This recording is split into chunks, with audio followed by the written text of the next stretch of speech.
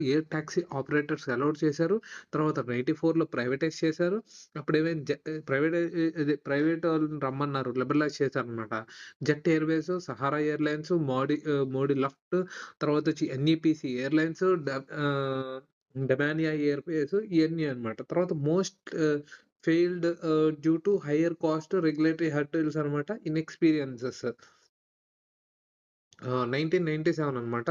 Domestic air travel open to foreign owned airlines on case by case basis అన్నమాట.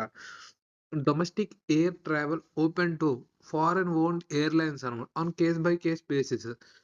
1997లో domestic air travel open to foreign owned airlines అనమాట. అంటే ఫారెనోళ్ళకి కూడా open చేశారనమాట. అంతకుముందు ప్రైవేటోళ్ళు ఇండియాలో open చేశారు 1994లో. ఇప్పుడు డొమెస్టిక్ ఎయిర్ ట్రావెల్ కూడా ఫారెనోళ్ళకి ఓపెన్ చేశారనమాట.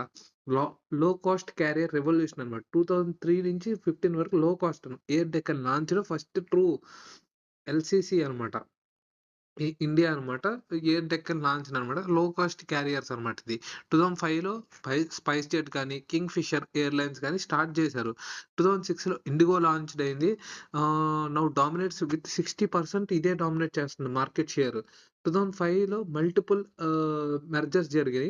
జెట్ సహారా గాని, ఎయిర్ ఇండియా ఇండియన్ ఎయిర్‌లైన్స్ గాని ఇయన్నీ 2007లో ఎక్కువ మెర్జర్స్ జరిగినాయి. 2012లో కింగ్ ఫిషర్ కొలాప్స్ అయిపోయింది. రెగ్యులేటరీ అండ్ ఫైనాన్షియల్ మిస్‌మేనేజ్‌మెంట్ జరిగింది. 2014లో ఎయిర్ ఏషియా ఇండియా విస్తారా వచ్చింది. టాటా, సియా అండ్ జేబీ లాంచ్డ్ అనమాట. ఇది 2. కాంటెంపరరీ పీరియడ్ ఏంటి? 2015 నుంచి ప్రెజెంట్ చూస్తే గనక 2016 అనేది నేషనల్ సివిల్ ఏవియేషన్ పాలిసీ వచ్చింది. 2016 నేషనల్ సివిల్ ఏవియేషన్ పాలిసీ వచ్చింది. 2016 ఉడాన్ స్కీమ్ కూడా వచ్చింది. 2019లో జెట్ ఎయిర్‌వేస్ సస్పెండెడ్ ఆపరేషన్స్ అన్నమాట. ఎందుకు లేటర్ రివైవ్డ్ అన్నమాట. అది ఫస్ట్ సస్పెండ్ చేస్తే తర్వాత రివైవ్ అయింది.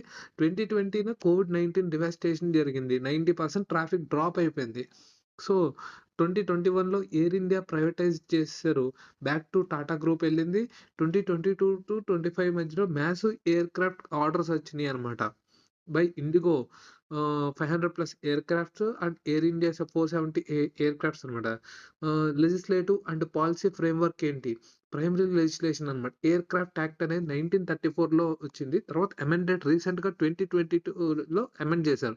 దీంట్లో రిజిస్ట్రేషన్ గాని, ఎయిర్ వర్తినెస్ గాని, లైసెన్సింగ్ సర్టిఫికేషన్ గాని ఇదనమాట. కీ ప్రొవిజన్స్ ఏంటి? Mandatory registration of all aircraft operating India అనమాట. Airworthiness certification requirement, licensing of pilots, engineers, air traffic controllers ఇయన్నీ అన్నమాట. Investigation of accidents and incidents, penalties for violation